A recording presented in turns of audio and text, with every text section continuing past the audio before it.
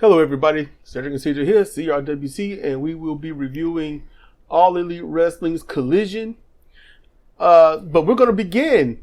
We're going to begin with listener comment, and then going to go into a tiny spat I had with K100, and I think I won that. Then we're going to go into the review.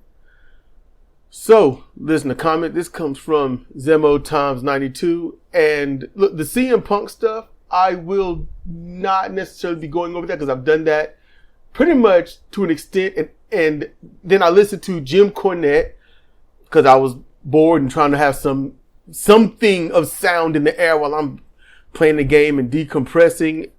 And he said everything that I was going to say anyway.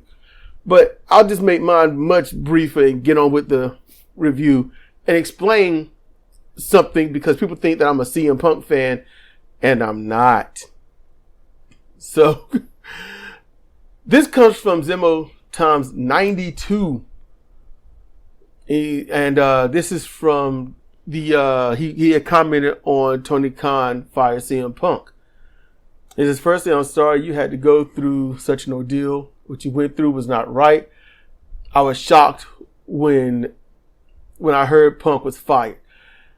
I've been avoiding looking up the details because I just want to focus on wrestling, but this can't be ignored. I will give Tony Khan credit. He helped to produce 2 great tribute shows for Brody Lee and Jay Briscoe.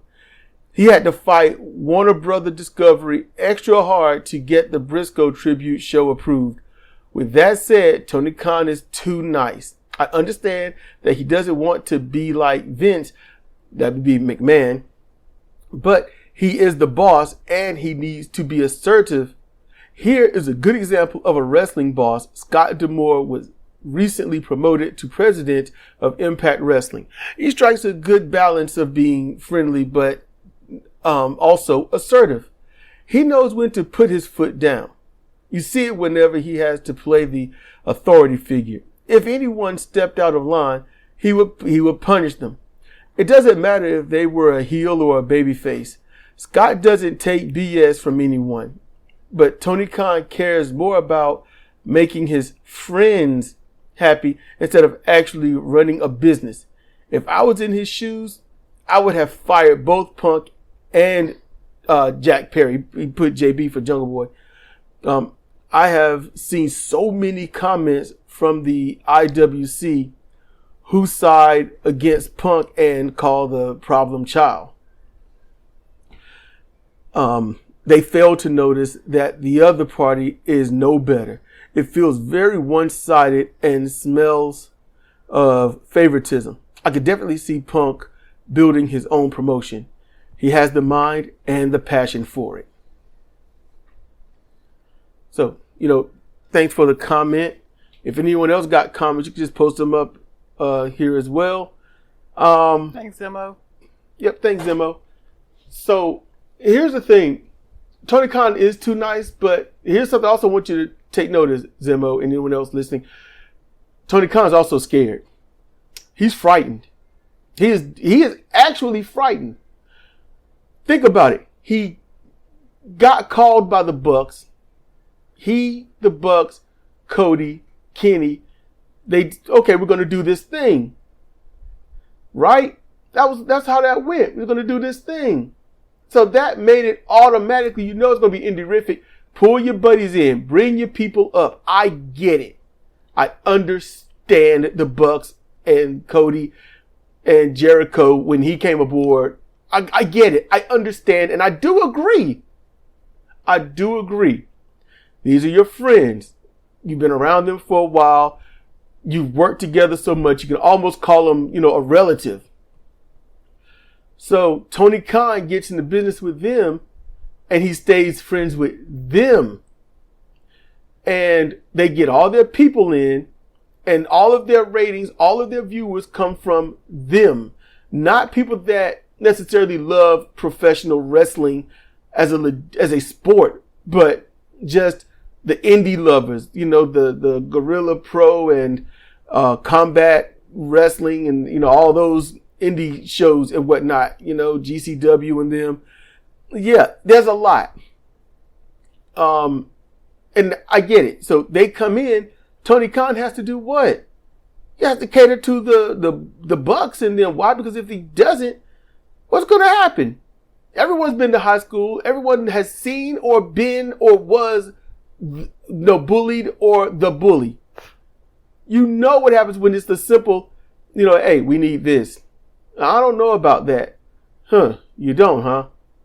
That's threat enough. So Tony Khan is scared. His base is based on them. So when you get someone like CM Punk that come in, what you gonna do? Hey, Punk, you brought the numbers up by 200,000. And sometimes we don't even get that. But they brought us the 480,000, then the 600,000. And that's roughly where the Bucks are. Go ahead, Cedra. So you've glanced over something that I was thinking while you were reading Zimmo's response. Yeah. Okay, so Tony Khan is rich, like super crazy, mega rich. Has been super crazy, mega rich all of his life. Okay, but looking at him as he is now, the only way that we can see him, he's very awkward. I guess. Do you think that when he was in school he was hanging out with the cool kids in private school? No. Mm-hmm. Do you think he had a lot of friends? Yes. I don't think so. The reason I say yes is because I don't think he could tell a friend from someone that genuinely likes him to someone that, hey, this guy has money and I'm going to be close to him. It's a possibility that he was around people who all had money, so it didn't make a bit of a difference. And if that's the case, and then most likely he might have been that guy that had maybe 2 or 3 friends that was probably socially awkward like him. And he, I confessed, has been an e-fetter most of his life. E-fetting for wrestling is fringe. It's not mainstream. So fast forward, he's a rich dude, owns some teams, loves wrestling to the soles of his feet, such of what he was exposed to. And as you said, these dudes come to him, hey, why don't we do this? But really? Really? I can really get that done? You'll help me? Sure. And be his bestest friends. Yeah. There's no way in the world he's going to be able to say no. Yeah. No way. So I was just thinking about that. And it was funny that you started to get into that a little bit. He can't see the forest for the trees, man. Yeah. And he's never going to do what he needs to do to put any kind of respectability on this. And we already saw what happened with Collision. And hell, how long was Punk out the company? A couple hours? Yep. That's all I got. You can continue. So here's the thing. Tony Khan, I'll do this part of the review when I get to Collision, but I don't think that anything is going to change with the Bucks and whatnot. When you choose one side over the other and you ignore the history, you've exposed yourself as somebody not worthwhile. To me, you are nobody. You are meaningless and you are nothing but a wrench in the cogs of the machine. How is Big Ben gonna run if you're gonna keep throwing sand in the gears? Don't be sand. It's just, oh man. But we're gonna, quote unquote, move on. So I listen at points to Konnan, Disco Inferno, and I don't know who the other guy is, but K100. And you can go and look it up, Konnan, on how would WWE handle CM Punk's meltdowns? The title alone shows how toxic these people can be. And it's been like that since this started. They ignored everything that's happened. And this is a Republican thing, this is a corporate thing. They're not worried about who starts what. They're worried about who disrupts their favorability, who disrupts their thought patterns. And since CM Punk look, Jungle Boy can do what he wants. The Bucks can do what they want. It's not going to make headlines. But when CM Punk does something, it makes headlines. He is the sore thumb, so they blame him. They don't think that this guy is retaliating.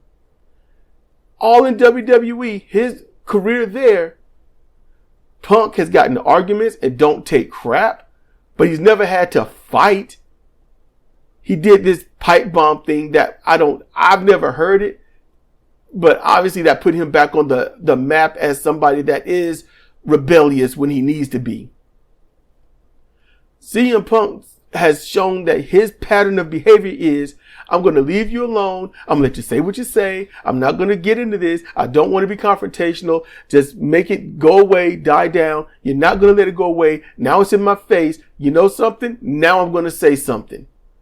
And if you're going to say something back that's stupid or ill-timed or whatnot, then we're going to have a major problem. And if you can't get it together and leave me alone, then I'm going to go to the final step, which is whooping you up.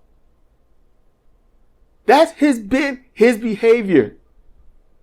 And this comes from someone that doesn't know CM Punk personally. I don't follow this man's career. I don't do any of that. It's been all the reports that's come out of WWE, the shoot interviews. And might I add, even K100 spoke of this. They ignored their own crap just to hate on CM Punk for being the one that's not going to be abused. So, after listening to it, and if you can go find it, Keeping It 100 Official, that's the YouTube name, Konnan on how would WWE handled CM Punk's meltdowns. It's 2 minutes, 16 seconds. So you can go find it. And I had to write, it sucks that all of K100 contradicts their show title. They intentionally ignored the timeline of events and who instigated it all from the start. Right now, K100 sound like HR stooges. That's HR's human resources. Human resources is not about doing right. It's about protecting the company. So it doesn't matter who, might have had sex to elevate themselves. It doesn't matter who stomped on who lied on who. Who stirs the most trouble? That's the one we got to get rid of. Yep. So I got 6 upvotes for that. Six thumbs ups or likes. So then, and I can tell this came from Konnan. And he says, whoa, I didn't know that you knew all the facts. There was me thinking that people who were actually there to witness it would know all the facts. But no, we need you. They got 1 like for that. So then this person, let's see. Yeah, it was him. His name is Willet something 8848. Will It. So that's his. That was his name. He goes, whoa, I didn't know that you knew all the facts, talking to K100. There was me thinking that people who were, no. Okay, I'm just reading that crap again. My bad. I'm sorry. He's talking at K100. It says Konnan nor Disco was there. So who are you talking about that was there? And who are these witnesses? So he got a like, honestly, I just gave him his second one. And so I wrote, cause I know what they did. I know what they're trying to do. I called them out. I made them look stupid for a second. So they had to give that clap back. And I'm like, okay, then, since they had to say all that to me, I said, you do need me. From jump, I had to listen to K100, Jim Cornette, WSI. And before hearing you guys, I was watching the shows just like you all. Difference is, I didn't cite anyone having meltdowns or being the center troublemaker. I didn't choose a side. I chose facts. And those facts made me pick Punk. If information flips and is proven, then I will alter my viewpoint accordingly. So to keep you all 100, you need me. And I got 3 upvotes for that. Well, 3 likes. I keep saying upvotes. But yeah, likes. So honestly, I won that fight. Yeah. I take my victory. And it's stuff like that. That is what you have to deal with. You cannot let people scare you. You've got one life. Don't let people bully you. If you do wrong, admit that you've done wrong.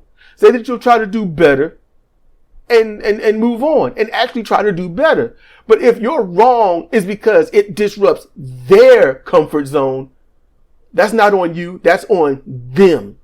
And their comfort zone got disrupted. They're not going to say anything back. They know that they're stupid on this subject. That's them. Yeah, because Konnan's in business with Tony Khan.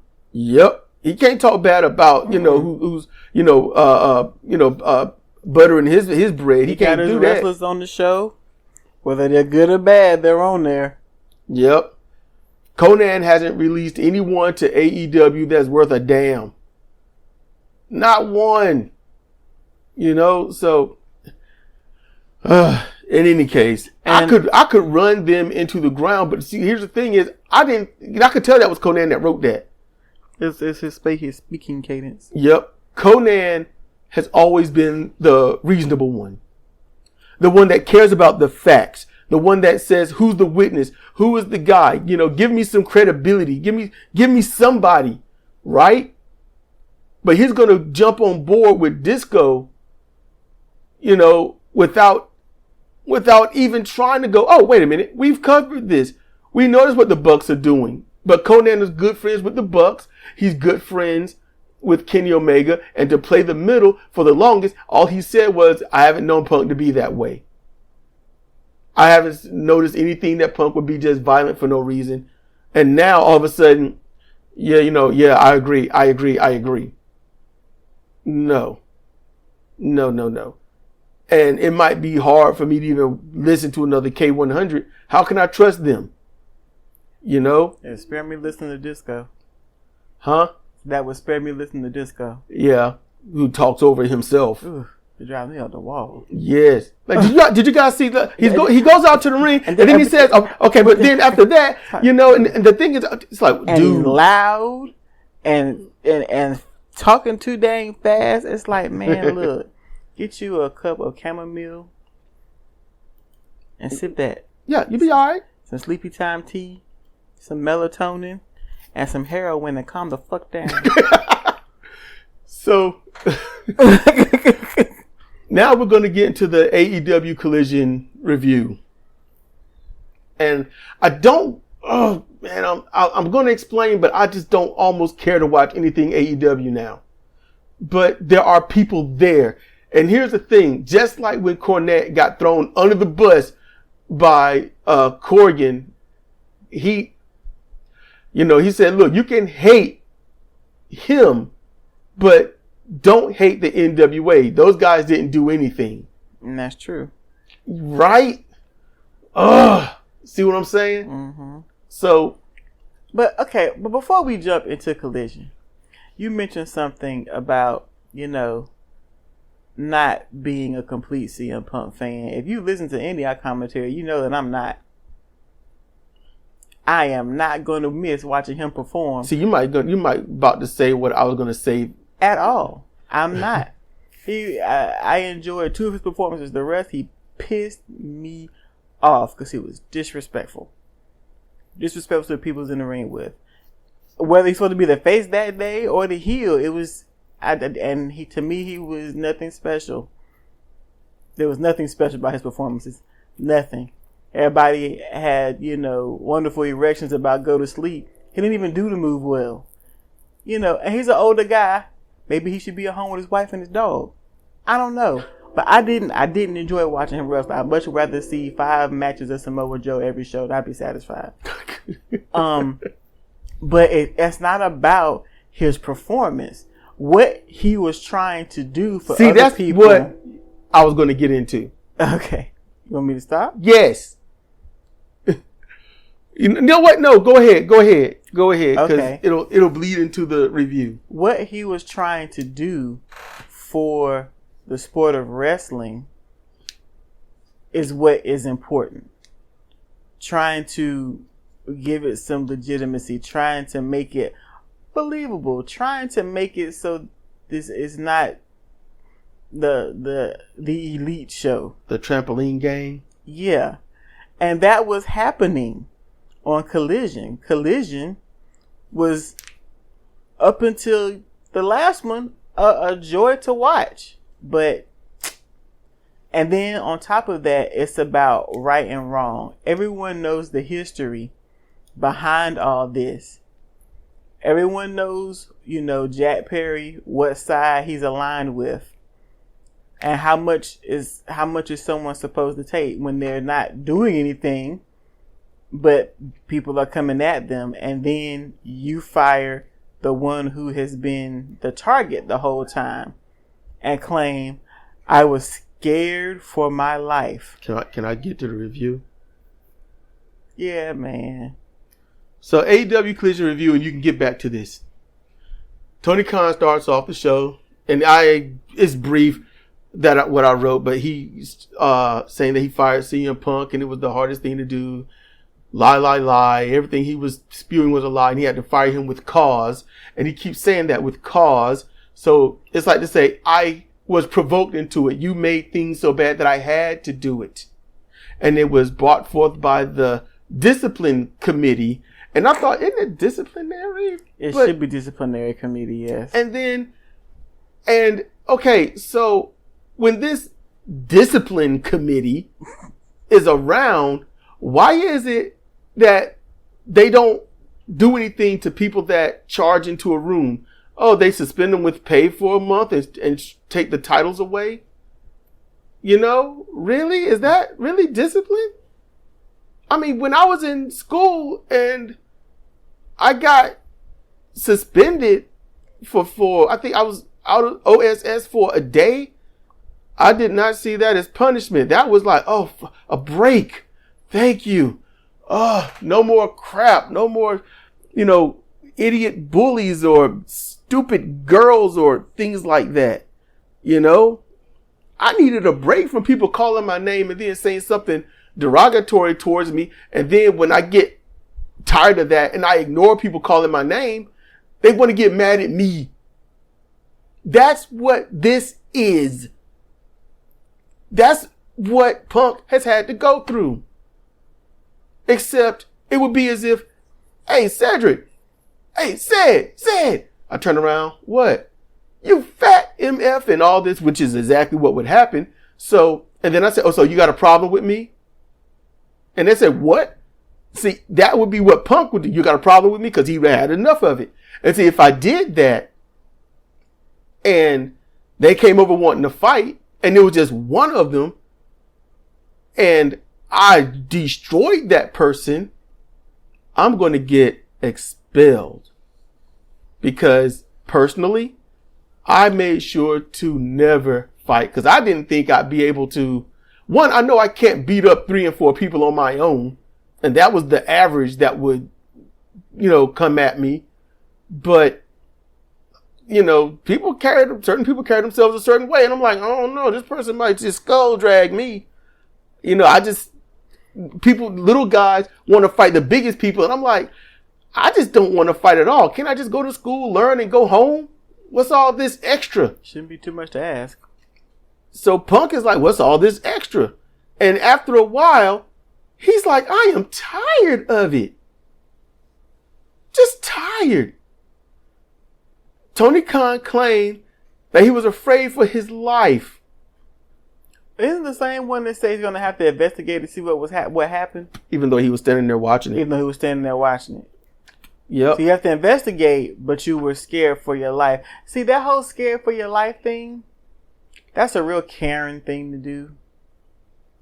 Because all you got to do is, I was so afraid. I feared for my safety. She was across the street, man. That's a Karen. Look, Karen today is a personality type. At first, it started off as you're just white, fragile, or you're just white and trying to get some minority killed. Because that's how that started. That is what they say. Because everybody feels sympathy for the one who was afraid for their life. Not the one who got fired or the one who actually got dead. Yep, the one with the gun was afraid for his life from the one that was walking or running away. They're going away from me. No. It don't work that way, people. And if that turns you off, then good damn riddance. I don't need people who's going to lie to themselves or me or anyone that watches this show because of their feelings. And he was reading off the teleprompter, reading that he was afraid for his life. Are you kidding me? And and you could tell it was a scrolling prompter. Just focus right here. It's going to scroll a little, steadily at the reading pace. Just read it. So your eyes aren't darting left to right. And look. It's like a damn deer caught in headlights. When he said, I was afraid for my life, he had a pause. That pause told me way too much. So listen. Legally, let's quickly tear this a little bit apart. First and foremost, he said he had to fire Punk with cause. That's all well and good. Punk can easily say, yeah, wrongful termination because where's the cause for these people starting it? Because right now, if you go on the timeline of everything that happened, it looks like a conspiracy. It looks like when he was forced to not go to the arena like anyone else and he had to take the tube or the train and get lost and get help so he wouldn't make his match, that looks like sabotage. Yep. Okay? That's what it looked like. Your number one star can technically go anywhere and be given the 5-star treatment, but now when you go overseas, where is everything? And if the Jim Cornettes and basic wrestling fans can follow the chronology of events leading to a termination, I'm sure a well-paid lawyer can too, Tony. Yep. And he said he was afraid for his life. So he got on national TV, and said that this one guy was acting in such a way that he felt that his very existence was in jeopardy. In jeopardy, that he was not going to survive to get back to U.S. soil because he was going to die in Wembley. He told the nation that CM Punk is a mortally dangerous person. That's like defamation, ain't it? Yes. And if any one company says, I don't know if I want to hire someone that might put my staff in mortal danger. That's damages. Yes. That's what that is. He has screwed himself. Please sue Punk. Punk please sue. Can sue. He can go to WWE right now and start a program with anyone, elevate that person. Punk made it. He's good. Okay? Tony Khan has to prove his claims. That's the other thing that people don't think about with court cases. When you have a claim, you have to prove it. Just like criminal cases need evidence, so do civil cases. So when it comes to, think of Training Day, and it's accurate. It's not what you know, it's what you can prove. And this entire thing, what happened in public. And my ad with this skirmish, Samoa Joe and many others were there. And it was so funny. This is how angry and volatile CM Punk was. He went to Miro and then did a mock reenactment of it and laughed off. That's how angry Punk was. He just, in a fit of rage, he went and talked to his buddy Miro and they laughed about it. I mean, I guess Punk must have been angry like a demon. Yeah. We all know what demons look like, and especially how a demon looks angry. Yeah, we know we could draw a demon. We could just say this is what it looks like, right? So, how you gonna be a mark in your own damn company? You paying everybody there, and you are a mark in your company to the wrestlers, to the staff, to the legal people. It's incredible. I think, and going on what you said earlier, because Jim Cornette mentioned it, and I wanted to say it so bad, but we did the review late, so Cornette got his up first. So that's why I like to try to get stuff out before he does, because I don't want people to think I'm ripping him off. I understand. You know, I don't. That's my goal. But yeah, he was like, if Tony really felt that way, then that would have had been the first time he's seen a fight up close. Mm-hmm. And something tells me Tony Khan wasn't up close. And then, remember, see, I've already gone over this, but Cornette said, what would make Jungle Boy so emboldened that he think he could talk and act like that in front of Punk? Just get up to the camera and address him personally. See, Real Glass, Crimea River, when Punk was the final one that they went to tell him no. They, meaning more than one. More than one. Not a pronoun like that. It was more than one person went to Punk and said, look, you got to tell this guy no. So Punk was like, no. And then, like, I assume, I do not know, but Jungle Boy must have gone up to Tony Khan and said, I like to do this. And Tony Khan said, sure. And then at that point, he's like, LOL, nanny boo boo. If you watch brothers and sisters or sisters, you know, just, they get into a discrepancy and they're like toddlers or whatnot, and one is messing with the other one can't take no more, so start fighting back. What's the other one do? Run and hide behind mom or dad. Mm-hmm. Mom or dad has to chastise the other one while the troublemaker is just, you know, sticking the tongue out or making goofy faces from behind the leg. That's what this was. Grown ass people being toddlers. And Punk want one. Punk want one. That's the thing. Now, let me explain this, because Cedra already did, but I need to say it. I'm not a CM Punk fan. He is a wrestler. While Cedra can't see any majesty within him, I can. Wrestling is the most variable combat sport for entertainment, for fighting, it's basically the square circle of chess.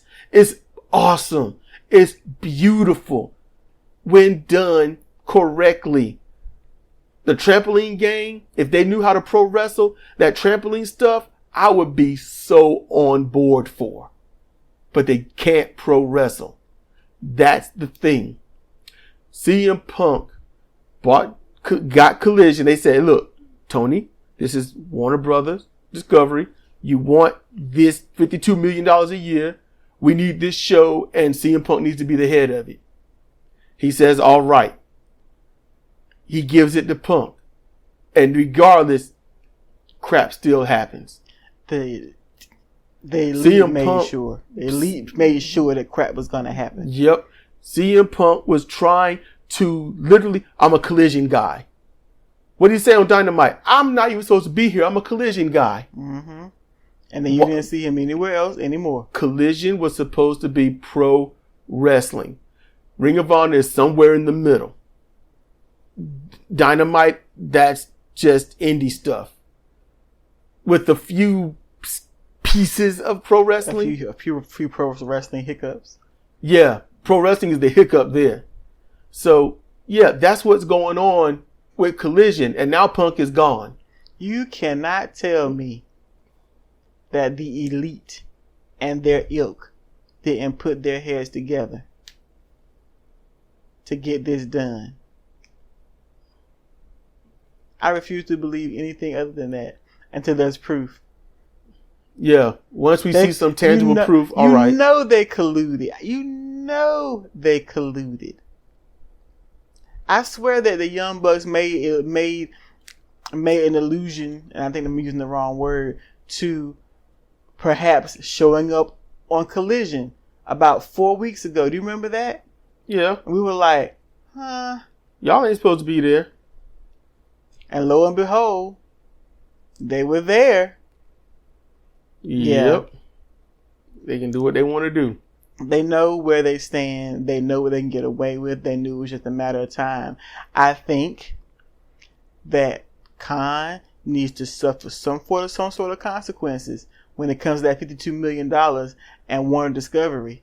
Because Time Warner Discovery needs to be like, you know what? You messed up. We're taking our money back and we're canceling the show. You are off the air. Yes. It needs to be immediate. Yes. You want to be friends with them and do this. Look, I'm not a Punk fan. I'm not in a Punk camp. I'm in a pro wrestling camp, and Punk was helping us get pro wrestling. And I'm also very much anti-Mean Girl stuff.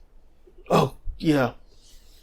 Yeah. On Collision, it wasn't, you're my friend, right? No, I'm upset. How do we deal with this? Nope. It was wrestling. It was hard-nosed, raw-bone wrestling. Not stand there, come finna flip onto you. Then we'll all fall out and everybody will cheer.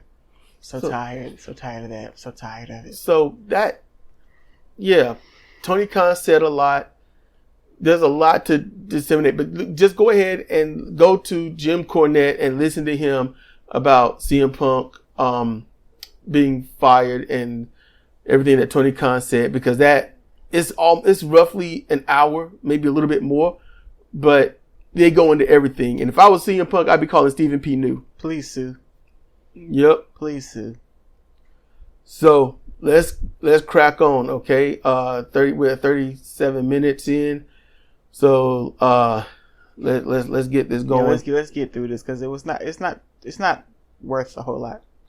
Shivani interviews Ricky Starks. Starks wants a strap match. Cuts a great promo as usual. Steamboat comes out and hypes it up and says that he'll get it. I got to interrupt you. I'm sorry. It's about Ricky's promo. When he started talking, Ricky Starks? When he started talking, he was not just talking about this whole Steamboat thing. No, he was talking about CM Punk. He's like, there's stuff that I want to say that I can't, but every time I start making a little headway, I get knocked back down and I got to start again. You know, because Tony Khan can't book for shit. He can't carry anything out for shit. So you take 2 steps forward and then 3 steps back, and then you're scrounging. How many programs has he been in? And then just end. That's it. Yep. Just so, yeah, I felt his promo, because you could tell he was impassioned. He was impassioned and talking about more. It was lots of nuance and read between the lines that certain people in the world are very capable of doing, because you can understand what they're saying without them having to say it. You ain't got to just lay it all bare. I ain't saying, just saying. Just saying. You know, it's just a certain kind of people in the world who are good at that. Yep. And I was hearing everything. I wasn't even paying attention, and I heard everything. And I was like, yep. I was like, this is where you are. Because he's supposed to be in this program with Punk, and now it has to alter. Who you going to be in the fight with? So. And one more thing. And then he's got Big Bill with him, right? Big Bill, you a good dude. Yeah. I like you. You great, you know. But because the same thing has happened to him. Yep. They put him with Moriarty, and it was working. Yep. It was working. He was just starting to shine. All right, you gonna pair up with Cage? Okay, pair up with Cage. Man, y'all was rocking it. Yep. It's good. Y'all started devastating. Okay, now we're gonna put you with Ricky Starks on the 3rd show. What? Mm-hmm. It's a disrespectful to schizophrenics to call it schizophrenic. I don't know what it is. What Starks said in a nutshell is, you keep screwing me over, and if opportunities happen, even for a cut and pay, I'm out. Mm-hmm.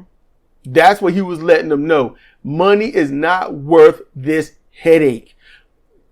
Okay, look, let's just go ahead and say this. Ricky Starks, Powerhouse Hobbs, FTR and them, those who are coming up, those who have come up, CM Punk's door was always open to everybody. He was in a subtle mentorship with Hobbs.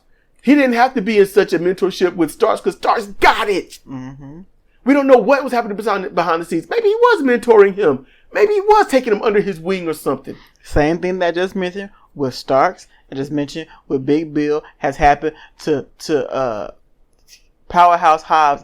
More to him than the two of them. He couldn't be in a program with Starks. He couldn't stay in a program with Wardlow. Wait. Where's Wardlow? Gone. He lost the belt. Gone. He couldn't be in another program with Starks when they were trying to pick that back up. Mm-hmm. He couldn't stay in a program with Samoa Joe. He couldn't. He almost got into a program with CM Punk. Yep. Cut that out. Yep. He got into it. He's getting to a thing with QTV. Nobody wanted that. Nobody. And they stuck with that stupid shit. They stuck with that. And now he's Hobbs has been trying to get out of QTV for over a month. Yes. Actually 2 months now. I don't need you. I don't want you. I'm being on my own. Yada, yada, yada. He is trying. Now he had the Book of Hobbs thing where he was solo and today's another chapter. Yada, yada, yada. They took that from him. Mm-hmm. Everything that he had that he could do, they just snatch it. Now he's got something going with Miro. Well, that remains to be seen for us because we haven't seen it. But for good or for bad, they can't keep Miro around for long. They keep starting and stopping him too. It's a shit show. They think like sitcoms. Each episode is its own universe. That's what they're doing. And it's not episodic. It's just psychedelic. It's just crazy. Eat some mushrooms and then let happen what happened. Yep. And they would come back the next show and eat some more mushrooms and let something different happen. And then say it's genius. And while Tony Khan is tripping on shrooms, the Bucks is like, you're doing good, man. We love this. Can we get what we want? Sure. Go ahead. Yeah, you're my best friend. Yay. I'm friends with wrestlers. Let's do this and it'll be really cool. Yeah, let's put Kenny Omega on TV. Let him talk about how Don Callis gave him steroids when he didn't have any parents at 12 years old. Dumbass shit was that. What's the person's parents? All I had was Don. What? He's the only one that was there. He gave me stuff I couldn't even pronounce. In these vials. He put me in these camps and your parents just let him take over, huh? Don Callis came into my home, doped me up, got me big, and then abandoned me at the clutch moment after raving about me for 3 years in New Japan. And the whole world was sitting there just like JR, like, what in the fuck is this shit? JR was priceless. He was priceless sitting there. Like, you know what, man, I'm old, I'm getting paid. Yep. I'm just gonna do me. Yeah, Kenny. When he said that, I was like, oh shit. Okay. So we clowning. Okay, we got to finish Collision. Okay, look, backing it up. Shivani interviews Ricky Starks. Yes. Starks because of great promo. It was good. All that stuff we've said. Wonderful. Then Steamboat comes out and says, you want the strap match? You'll get it. And then he signs a contract and says he'll get the dragon. So then Bryan Danielson come out because, CM Punk is now gone. Mm-hmm. That program isn't going to happen again. Nope. And so he comes out and then the contract is like, read the contract. What's it say? Dragon. So it's like, oh crap. And Starks is like, man, y'all just okay, Doug. It was clever. I loved it. It was clever. Starks sells that. Yeah. So Starks and Bryan will get you a great match. Yeah, I agree. It's just a short program right now. Because it should have been, sign this. And what did you put? Oh, I called you a punk. You called me a punk? No. Actually, I put in CM Punk's name. That's probably how it was going to be, or maybe something completely different. Who knows? Maybe he was going to whoop Steamboat again and Punk run down and they start fighting. He's like, no, you're going to get me in the strap match because I need to whoop you. And then during the match while they fighting and stuff, Steamboat gets some licks in and the crowd erupts. Yeah. So next, after that, we get the Acclaimed versus remnants of JAS. I'm telling you, man. So the Acclaimed win with a double team finisher after the guillotine ace crusher by Billy Gunn. I'm telling you, man. Faymaster. The Acclaimed was all right. Now they suck. They suck. Billy Gunn was good with them, but he started overshadowing them. Anthony Bowens started breaking out on his own with his promos, his voice, and everything. And the fact that pro wrestling is what breaks stupid boundaries. The fans love Anthony Bowens. He's gay. It doesn't matter what state, what city, and what state. They love Bowens. In the most bigoted places in this country, he gets cheers. Pro wrestling can do that. In every other sport, if you find out an athlete is gay, they can't wait to shame that person. For real. Tell me pro wrestling isn't awesome for this. They bastardized the Acclaim by having them beat the House of Black, and that shouldn't happen. No, it shouldn't. Okay, then on the flip side of this match on Collision, you got Daddy Magic and Cool Hand Ange. They kept their stupid JAS names after railing against JAS and Jericho, the namesake. They kept their stupid pants and lost their wrestling ability. Do you all understand that before Jericho got a hold of them, that those three were winning? I don't know what it is about Daniel Garcia, but they were getting on TV every week and they were kicking ass. They were kicking. Angelo Parker, Matt Menard, which I think should be Matthew Menard, and Daniel Garcia. They were kicking ass. Cause I was like, I don't know who these dudes are, but they doing some damage. And then they just got bastardized, man. And they still not letting it go. How you gonna rage against not being able to do anything for the past year and missing out on the biggest show of them all, and then keep doing the same thing that left you at home? Exactly. It's not brilliant, but it don't seem like they are Bucks people too much. Maybe that's why. Maybe. So after that, we got Aussie Open versus Commander and Nick Wayne. We ain't watched that. Coriolis on Nick Wayne for the win. So that's how that happened. I thought Aussie Open would go back to New Japan or something. No, they got stripped of their belts when the big dude got hurt. Come over here and sign a contract. Bang, bang, boom. They're here. Oh, well, now we know why. Okay, cool. I wonder if Cobb's coming. I hope not. I need to stay over there and be the Mochi? Yeah, Mochi, Gachi Mochi, something. Because he just get bastardized over here. Because he's just clean house. They're gonna have him taking L's to Commander. Yeah, they're gonna Nyla Rhodes him. Let's see. Next, Darby Allin comes out and says to Nick Wayne. This is post match. He says he forgave AR Fox because he can't live with the hate. Darby had a falling out with Wayne's father, and he walked away for 3 years. His father died, and he could never make it right, and it hasn't been right to him. It's been unsettling all this time. So he's trying to make things right and not live with the hate. And that's real shit. That happens. Yep. I appreciate him saying that. Exactly. Cage come out and repeats a little bit and says 2 years, and the fans correct him. Cage kind of smirks about it. And then he says he didn't meet Nick Wayne's father, but he should meet his mother and maybe DM Slide her DMs. I'm like, you ass. I don't like you, but that was good. Cage cuts a Val promo and then puts over Luchasaurus for a little bit as the best big man in the business. Cuckold. At least he did this time. Cuckold. And then it went right back to, our title. Cuckold. We're not going to clown Luchasaurus again. We'll just let it be. So. Says you. Damn. So Claudio beats on Yuta Wheeler in a this happened on Wednesday thing. Just beat on him and said that he's ashamed of Kingston and then Kingston is with first he says, because, Wheeler, he gets back up, but you, Kingston, you didn't. You ashamed. You make me ashamed, And I'm just like, okay. And then Kingston is with Shibata and claims that Claudio is a coward and that's why he walked past him. Shibata plays an auto translator saying they suck.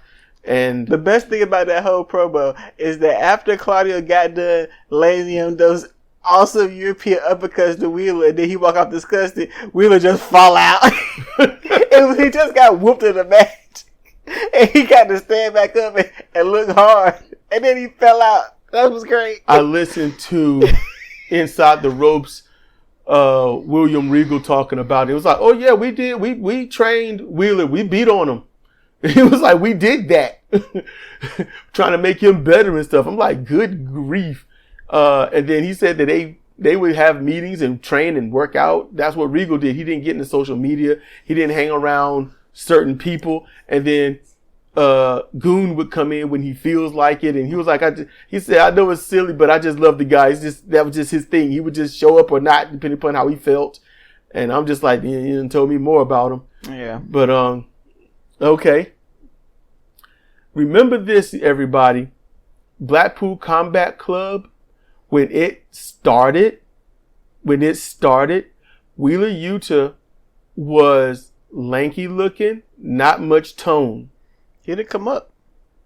He has tone. He's increased his size. Mm-hmm. He's gained muscle. And Goon has gotten limper. He got his height. He's not in that chubby area anymore with his gut and whatnot. But he's lost all the tone in his arms. And he's not wrestling too often without a shirt. So, work ethic. Okay? Work ethic. Wheeler Yuta has it. And that's why they're trying to push him. Yeah, when Goon came back from his from getting off alcohol, he was like slim and trim and toned. And now he's not as slim, and he's also not as toned. He's not robust, but you can see the shift. Yep. Shivani interviews Dennis Rodman, and then Jericho's crew come out. Jerry reminds Rodman of NWO for life. This is painful. Rodman doesn't really say a thing, and Jarrett turns on him, citing a game that he got dunked on or something in 1998.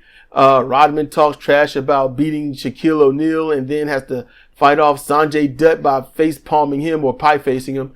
The Acclaim come out and empties the ring. Bowens wants to fight, and Billy was like, I ain't fighting twice in one night. I'm old. And then they make a match for a trios match with Rodman in their corner, and I'm like, okay. It was painful. It was painful and stupid. Yep. This would not be allowed if Punk was there. This is all Dynamite Rampage bull. It was painful and stupid. And it's like, did y'all fly Rodman out here just to put him on the show? Because y'all kicked off, y'all got rid of Punk? Y'all dangling keys? Is that what this is? Yep. How much money did y'all pay this man to be a key to be dangling? I promise you, Rodman got millions. I promise you he got 5-star hotel service. I promise you they treated him like a king in the back. I'm sure they picked him up at the airport. Yep. They just didn't let him take a tube or a train or a bus to a place that they didn't tell him where it was going to be. You know, I mean, it's Wembley Stadium, but still at the same time, it's like there should be some directions. You know, just because it's a big stadium don't mean you're going to find it in a massive country. So the Outcast, Storm seems okay enough. They come out and their versus Britt Baker, Hikaru Shida, and Chris Statlander, the TBS champion. So that's what that is, right? Yeah. So at the end, Tony Storm distracts the ref. Britt takes the spray to the face and is pinned. Yep. There you go.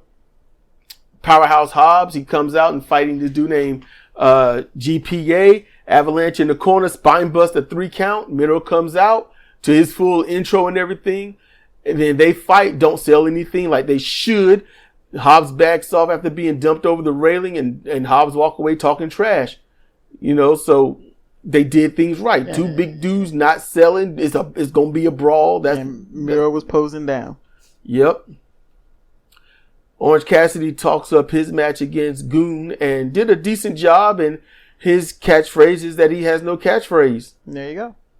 Main event, Dax Harwood versus Jay White. Both of them showed how great that they are in the ring.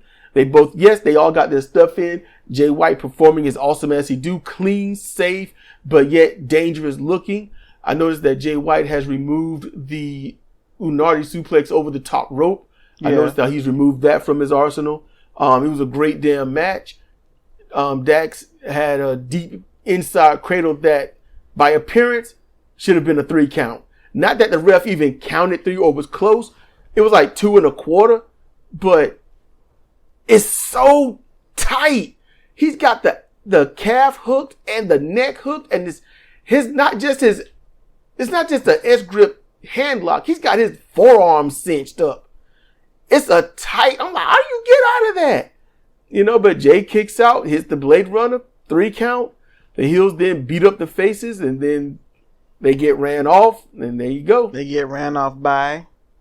I can't remember. I didn't write it down because I thought we was going to do it that night. The Bucks. Oh, the Bucks came in. See, I don't want to remember idiots. So there you go. Since FTR and the Bucks will be against Bullet Club Gold, so that's what that's going to be. Don't know why, but yeah. All right, there you go. Yep, that's the review. That's everything. So with that, this has been Cedric and Cedar for CR Wrestling Commentary, and this has been our review of All Elite Wrestling Collision. Y'all be chill, be good, be safe, and we'll see you next time.